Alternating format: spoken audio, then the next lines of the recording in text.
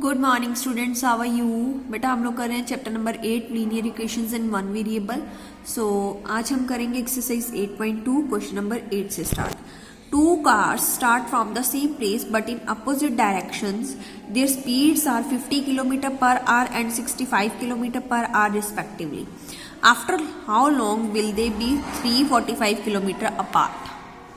Means दो car है हमारे पास, दोनों अपोजिट डायरेक्शन में रन करेंगी और फर्स्ट कार की स्पीड है 50 kilometre per hour and second की 65 kilometre per hour.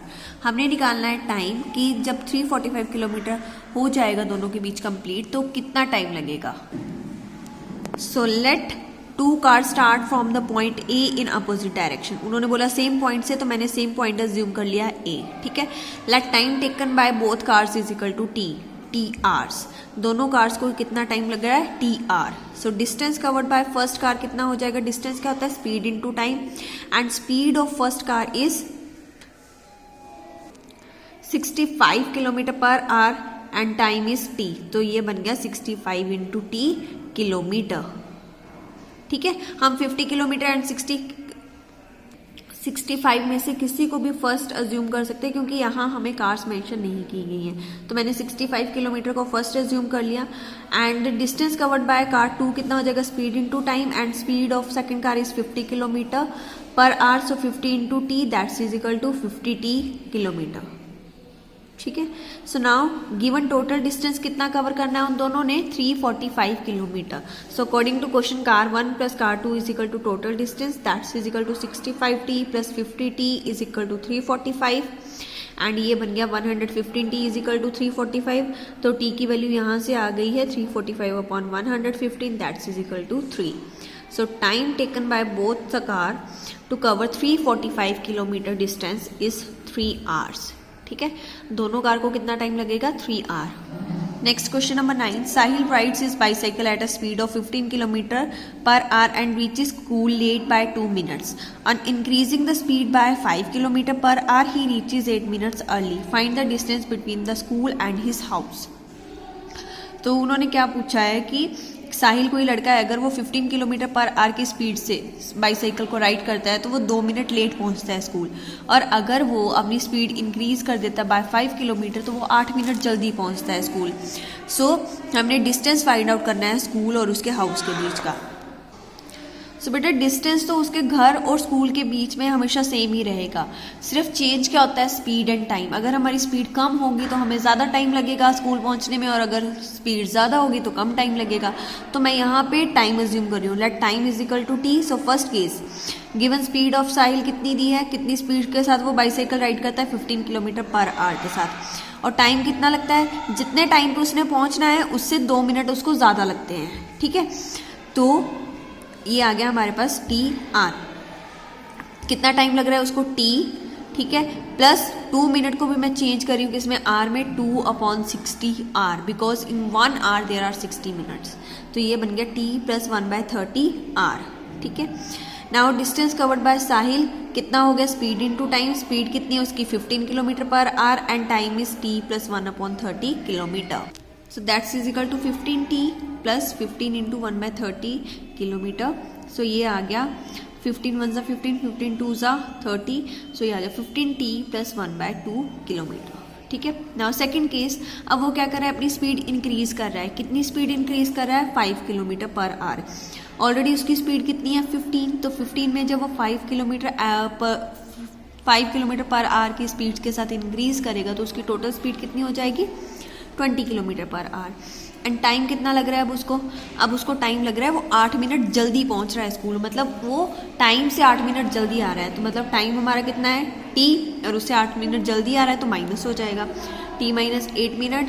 And again convert the time in minute into hour, that's is equal to t minus 8/60 hour, और ये आ गया t minus 4 2 8 and 15 4 60, 2/15 hour. Now distance कितना हो गया, distance is equal to speed into time. Speed कितनी है, 20 into time is t minus 2/15 kilometre. अब मल्टीप्लाई कर दीजिए, 20 into T 20t minus 20 into 2/15 kilometre. So ये कैंसिल हो जाएगा। देखिए 4 5 20, 4 3 15, तो यहाँ आ गया 4 2 8/3 और ये आ गया 20t minus 8/3 kilometre according to question. Now according to question distance in both the cases are equal, because मैंने आपको पहले ही बता दिया कि आपका डिस्टेंस तो चेंज नहीं होगा, जितना स्कूल और आपके घर के बीच में डिस्टेंस है वो सेम रहेगा, तो it means in both the cases distance is equal. तो अगर इक्वल है तो मैंने दोनों को क्या कर दिया, इक्वेट कर दिया। So 15t plus 1/2 is equal to 20t minus 8/3. Now use the variable separation method. 1/2 plus here minus 8/3, here it becomes plus 8/3 is equal to 20t, here 15t, other side it will be minus 15t. So यहाँ एल्सियम ले लीजिए, 2 और 3 का एल्सियम 6, तो ये आ गया 2 divided by 6 3, so 3 1 जा 3 प्लस 3 डिवाइडेड बाय 6 2, 8 2 जा 16 and hair 20t minus 15t 5t, तो ये आ गया 19/6 is equal to 5t and t की वैल्यू आ गई 19/6 into 5 that's is equal to 19/30। Now distance between school and house वो कैसे निकालोगे, आप किसी भी एक इक्वेशन में t की वैल्यू पुट कर दीजिए। मैं कर रही हूँ फर्स्ट में 15t प्लस 1/2, सो 15 इंटू 19/30 प्लस 1/2, 15 1 जा 15, 15 2 जा 30, ये आ गया 19/2 plus 1/2 that's is equal to 20/2 and is equal to 10. So distance between school and house is equal to 10 kilometer. Now coming to question number 10. By selling a table for rupees 4500, a shopkeeper gains 1/3 of its cost price. Find the cost price. ठीक है, अगर एक table को cell करता है shopkeeper तो उसको 4500 rupees उसका सेलिंग प्राइस है।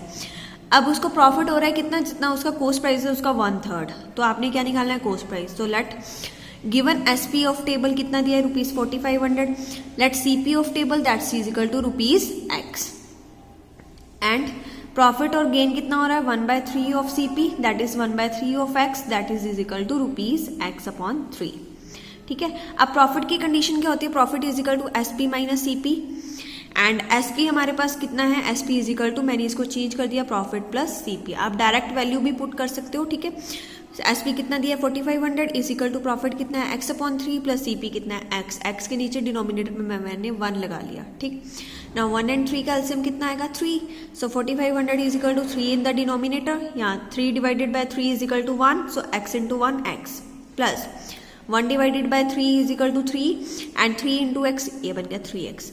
So here 4500, 3 here in the denominator, here it is in the numerator is equal to 3x plus x कितना हो गया 4x, तो ये बन गया 13,500 is equal to 4x and x is equal to 13,500 upon 4 which is equal to x is equal to 3,375.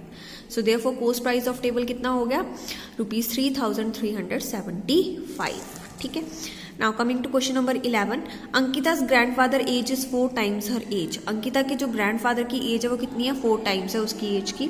Her grandfather is also 42 years older than her. और उसके grandfather जो है वो उसकी एज से 42 years बड़े हैं. ओल्डर है मीन्स बड़े हैं. Find the present age of grandfather. ठीक है, सो सबसे पहले हम किसकी एज अज्यूम करेंगे, हम अज्यूम करेंगे अंकिता की एज, क्योंकि जो ग्रैंडफादर की एज है उसका कंपैरिजन हो रहा है अंकिता की एज के साथ. तो let the age of Ankita x years and grandfather's age is 4 times बोला है. 4 times means 4 multiply by her age that is x, 4x years.